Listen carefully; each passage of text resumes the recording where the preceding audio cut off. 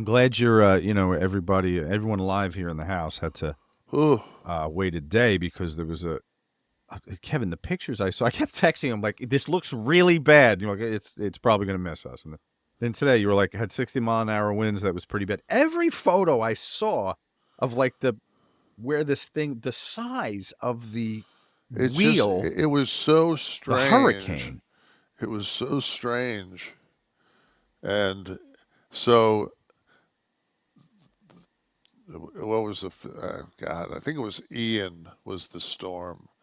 So Ian was in 22, and Ian was the one that took so much beach erosion that, like, by where I live, like 11 houses fell into the ocean. Uh, And a lot of them were like half the house was like cracked in half, and they sat like that for, I mean, 8 months with people's dresses coming out of the wind, out of the closets, and I mean it was so it made and like I'm sure there was an insurance issue, but it made like living on the ocean and walking on the ocean, like if you were to walk on the ocean, you basically had to like go down to the ocean, and depending on which way you wanted to walk, either just keep your head left and look at the ocean the whole time, or you'd see this, and we Horror don't, show. Yeah. yeah, we still don't have dunes because everybody built these. They kind of look like the walls that are around the Battery in Charleston, if you've ever seen that, No. like those same kind of walls. And so everybody now has, built out to the end of where their property line was, and then instead of it being a gradual topography dune, they go to the end of their property and they just put a wall straight down. And what happens at high tide, it goes to that wall and then just takes it all out. So there's absolutely no dunes along the whole beach. Mm. It's brutal. It's absolutely brutal. It's more optically pleasant to be on the second floor and look, like, so you don't look over those, like, You're just seeing the water and a little bit of yeah, the shoreline. Yeah. yeah. Yeah. So where you are, because I saw flood footage, which was horrible, and so where you are, it passed north of you or northwest. West, northwest. Yeah, Yeah. you got rain, obviously. Shit, very little. We Wow. got the most rain we got was, we got a couple of bands as it pretty much, it was still a two. It was a category two, but it hadn't hit Tampa yet. And above, of course, Tampa's 180 miles from us. Um, Once it, like, the eye wall pass, because the eye wall didn't go over Tampa, but it went past it in the Gulf, maybe 60 miles out. And the fucking, that storm was, God, it was amazingly wide, like Yeah. 470. At one time it was 700 miles. As it got into it got smaller. I think it was 460, something like that. Mm. 460 feet across, How many 460 mile how many digits are in the miles. categories for a hurricane? How, Five. so it's five. Okay.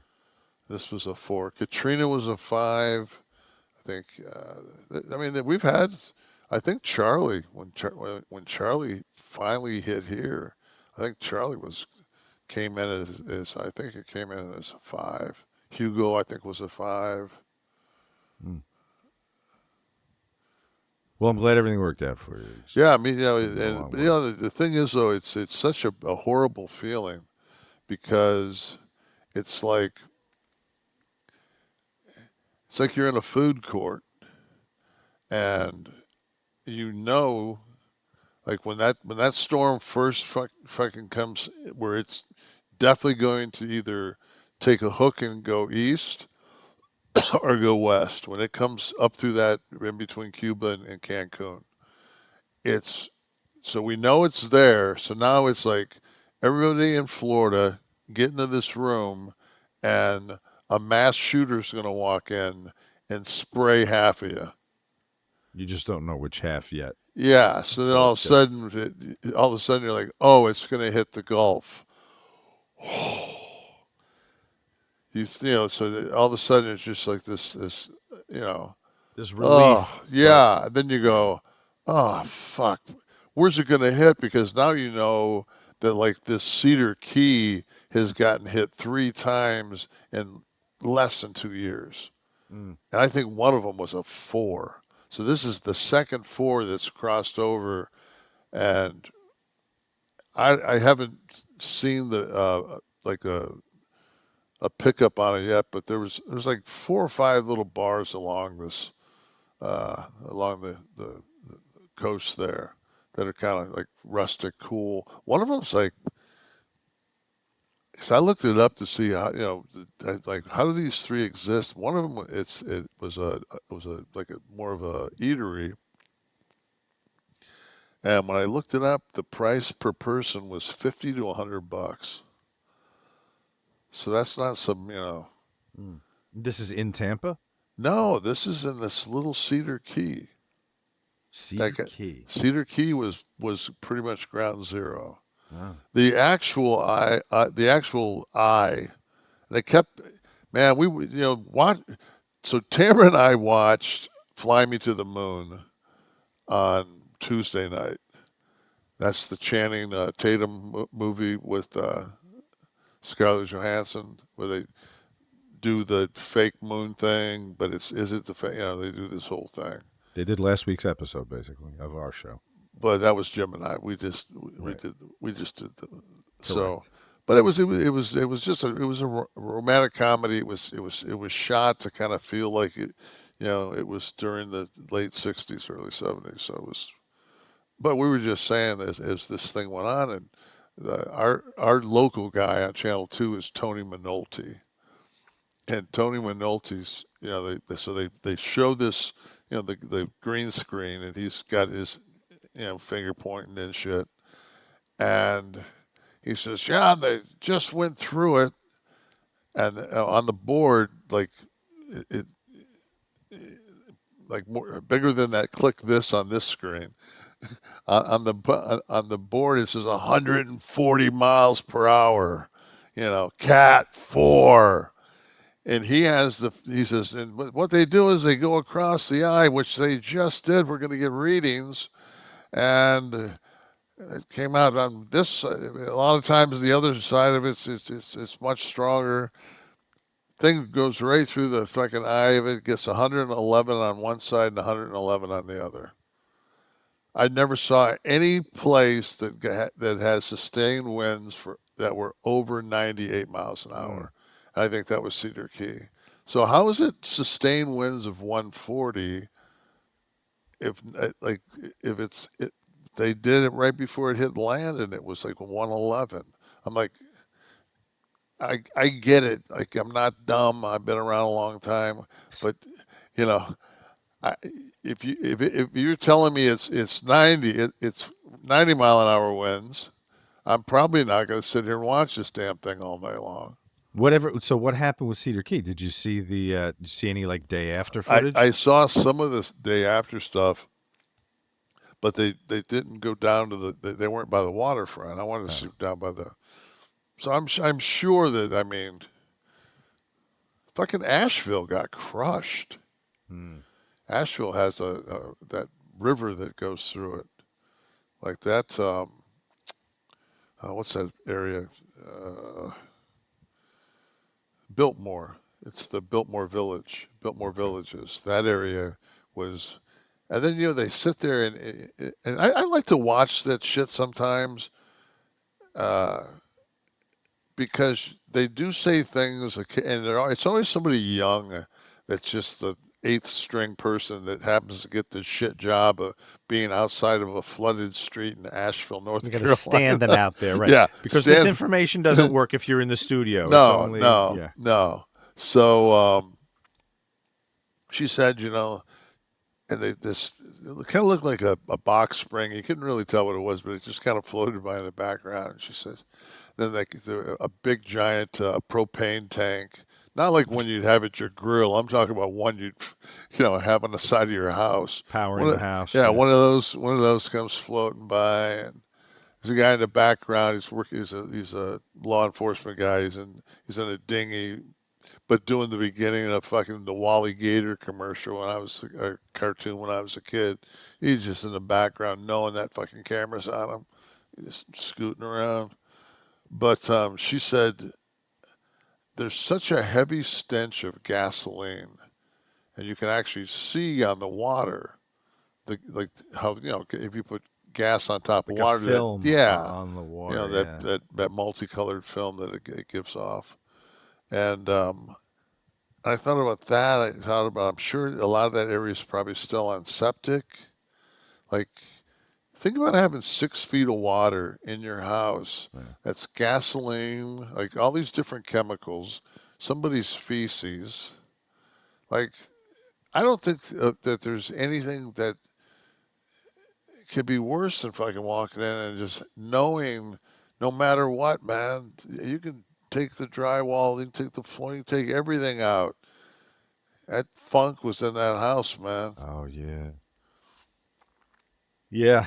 And it is the Super Bowl for these new weather forecasters who, for how many years they have to tell you it's going to be partly sunny. What's tomorrow sunrise 6:20. And force themselves to get excited about this dreck. But now there's a hurricane, and all eyes are going to be on you guys on this broadcast.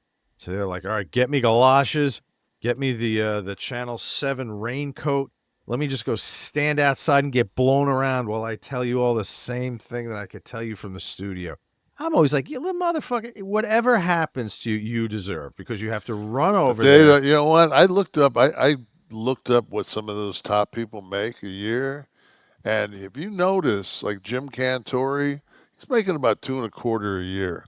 So when the hurricanes, I remember I came over the Dunlawton Bridge, and I took a right, and I looked at this place called the Pirates Cove, or it's a motel, hotel, whatever the fuck. Sounds like a very upscale one. Yeah, well, they actually, I mean, we don't have any bad ones. They've all been redone in the years. This one ended up being like a where you could buy the units. Some people like bought 2 units, like they sold them for like 40 grand. And, like some people bought 3 hotel units and made them little condos, and so it's not completely fucking bogus. But at this point, they hadn't done that yet. It was a pretty bogus place. And I came around the corner and I looked over and I saw the Weather Channel truck. And I said, God, I guess, it was completely different.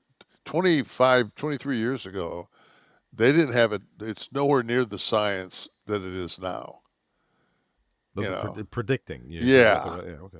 yeah. I mean, they pretty much knew this was going to be west of Tallahassee, like as it kind of was at the Keys. Right. So, A lot of people turn to the phone too. They're looking at the satellite images on their phone from their weather apps and stuff. TV's a dying art. They're just gonna have to accept this. no, because when I was watching it on my phone, I was watching I was watching a feed because they have people there. So I was watching Channel 2. I was watching Weather Channel. So you're still watching TV, you're just watching it on your phone. Right. But I wonder, like people our age, yes. I wonder if a 25-year-old, when they're in a storm or a stormy area, say, let me put on the TV and see what's going on versus like, let me open Well, my it just weather depends whether Apple or not weather app they got fucking real estate. That is probably the most important at question. 25. They probably don't. Yeah. So what are you gonna do? You hope your third floor apartment withstands the storm? It's like So I your think Hyundai could get I wiped think out. I don't think age is much of a factor in giving a shit about like weather incidents. There's so many times. How many times I watch a shitload of news, so, and weather and everything else, because I don't, there's no reason to really dig for if I can find somebody that's putting it out there.